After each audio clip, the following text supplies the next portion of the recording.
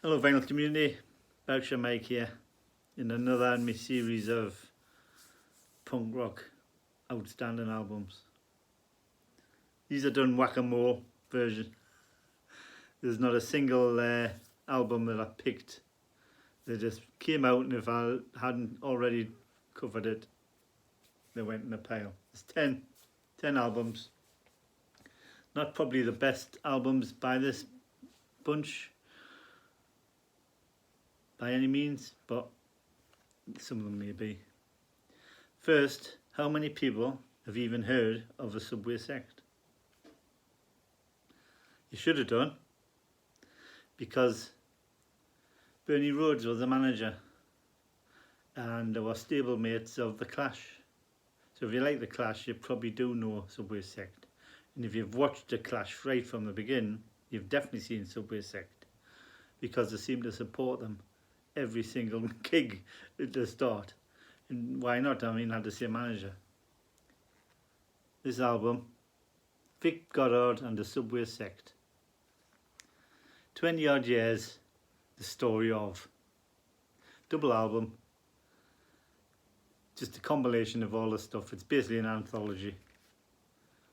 Not many people have heard them, considering this you should have done. And that's them on the front cover there. And they're in rehearsals, the Clash rehearsal space, and the mural painted behind them there is by Paul Simonon, the Clash bass player. These should have been massive, and they weren't. Not many people can probably even name a song. How they weren't massive, I don't know, because they're good. This is an excellent CD. But they seem to have just fell off the punk radar. They should have been in the same vein as the Buzzcocks, Sham, all them famous first initial groups, and they fell off the face of the earth. Okay, reasons probably because Vic Goddard isn't Joe Strummer. But there should be no better. I mean, Nobody's Scared, No Love Now, Stool Pigeon, Empty Shell, Trouble, No Style, Outrageous Things. All great songs, great first edition punk rock. Should have been massive. Vic Goddard and the Subway Sect. Next,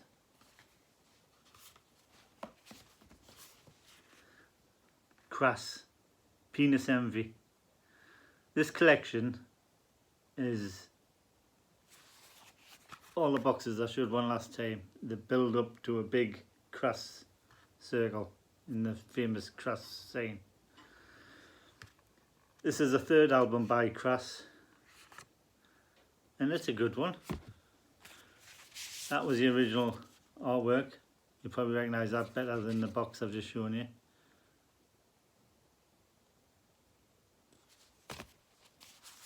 You get the album and you get a massive, big, thick booklet with all the lyrics. 1980,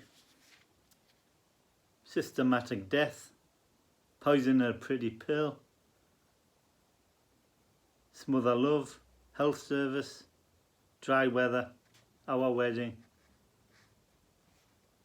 Unelected President's a bonus.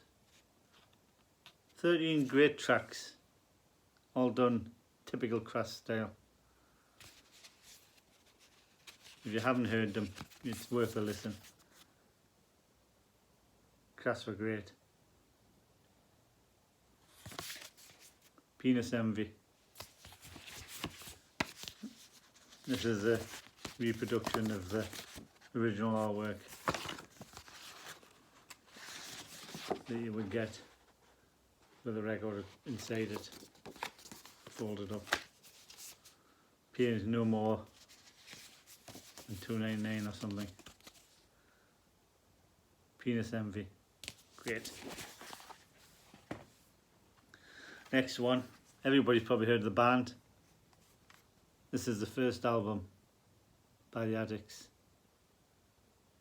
Songs of Praise. It's a rework. The original artwork was more like that.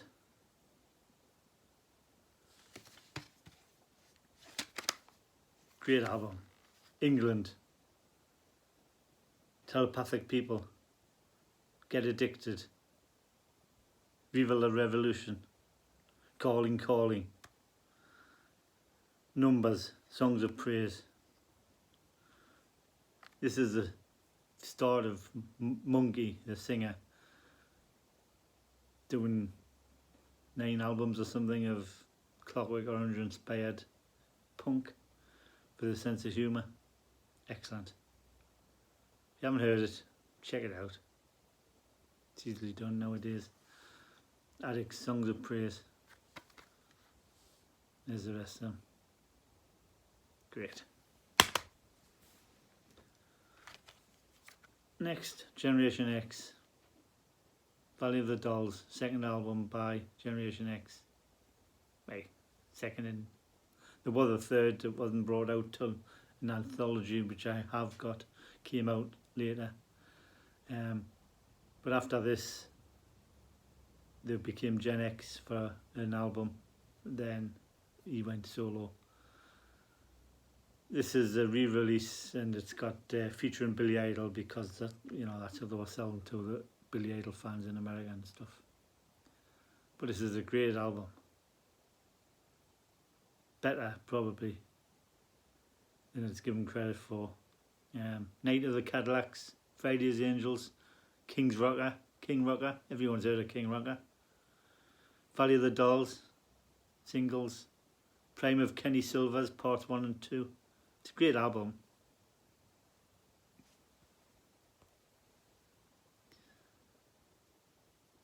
Excellent album. And the press slagged them off. Punks slagged them off. He was there right at the beginning, part of the Bromley contingent. Yet, and they did some of the most amazing. But I think they were just too good. That's the problem. They could play.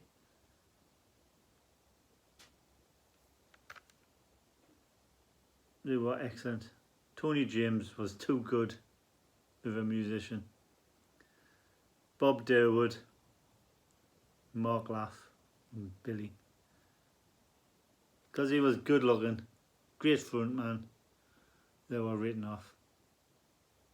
And he's had the last laugh because he's had a massive career out of it, where some punks have just disappeared or died. So good luck, Billy. I'm glad you're doing well. Glad you survived your bike crash all those years ago. I wish I was Billy Idol. Really do. Next, best of Penetration. Penetration are from Ferry Hill and Durham. And Pauline Murray was great front woman. Still going. But this album's basically just a compilation of the best. It's the best of it, obviously is, but you know, Coming to the Open, Firing Squad, Life's a Gamble, Danger Signs, Don't Dictate, Free Money, excellent. She makes Patti Smith's song her own. Shout Above the Noise, Future Days. I mean, there's 14 songs on here, and there's not a bad one on them. Pauline, fantastic. I don't think most people would need an introduction to Penetration. But if you haven't heard them, check this album out. There's other compilations, live ones, stuff I've got, but yeah, Penetration from Durham, great. Next, Revillos, From the Freezer. You may recognise these people, and the names might sound similar, similar, or familiar. Revillos was the Revillos, but when the Revillos split, there was a fight over the name because one of the guys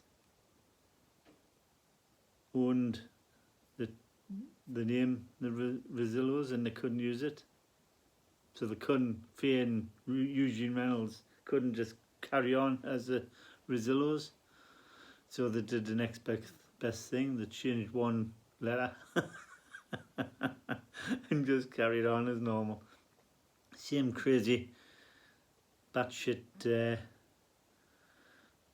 crazy 60s inspired madness, space madness. They did what the B-52s were doing,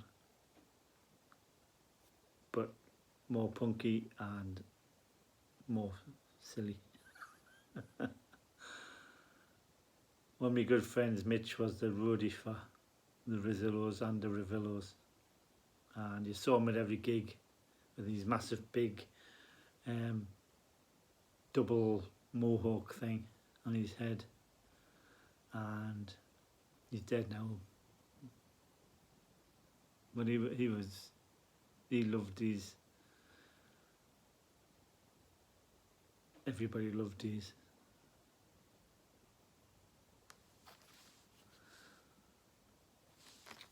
Songs: Sputnik Kiss, Motorbike Beat, that was a single, you've heard that probably. Voodoo, Where's the Boy for Me, Snad's Mobile,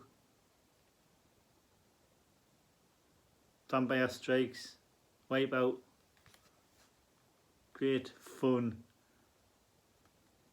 breakneck speed, punk, futuristic nonsense, but excellent.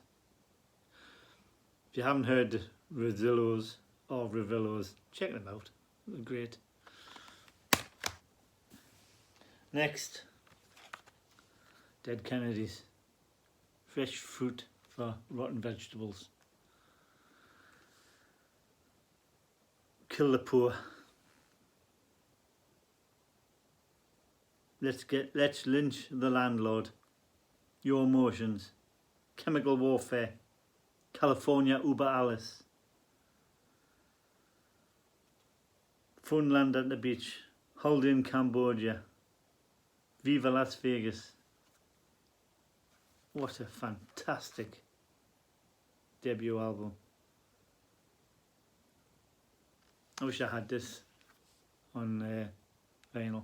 They'll probably get it on a re-release now, I don't know. But, Yellow Biafra, great vocalist, great frontman. Dead Kennedys, fresh fruit for rotten vegetables. Here's one for you. And the Americans mightn't have heard of them. Some of the English mightn't have heard of them. British. The Business, Best of the Business. This is a double album CD, one live side and one studio. 28 songs on one side and 16 on the other. Excellent. Mortgage Mentality, Suburban Rebels, Product, Harry May. Harry May is a fantastic, it was a single, it's fantastic. If you want to check out one song by The Business, check out Harry May. Smasher Discos, Suburban Rebels, Blind Justice, Saturday's Heroes, Freedom, a bad song on it. Punk Rock from the Streets, Oi, as it became known.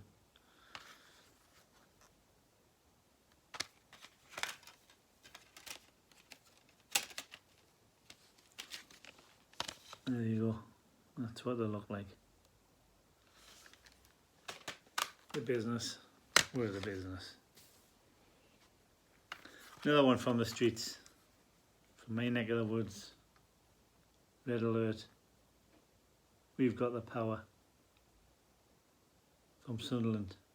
That's down by the weir.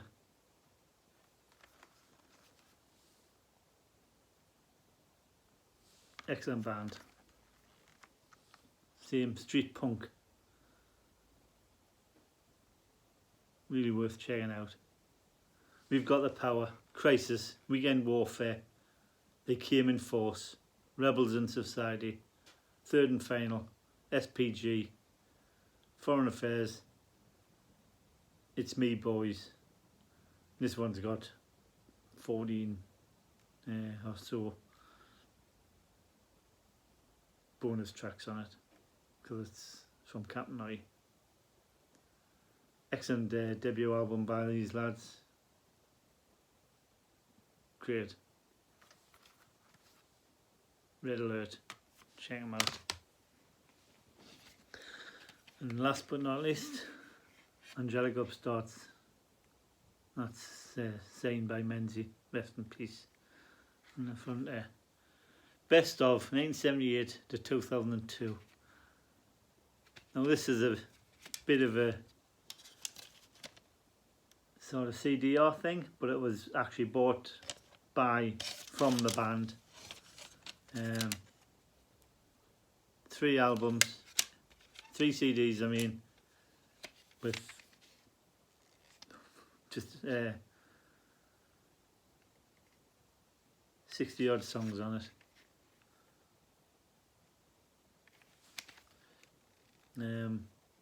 Black Leg Miner, I'm an Upstart, Kids on the Street, Last Night Another Soldier.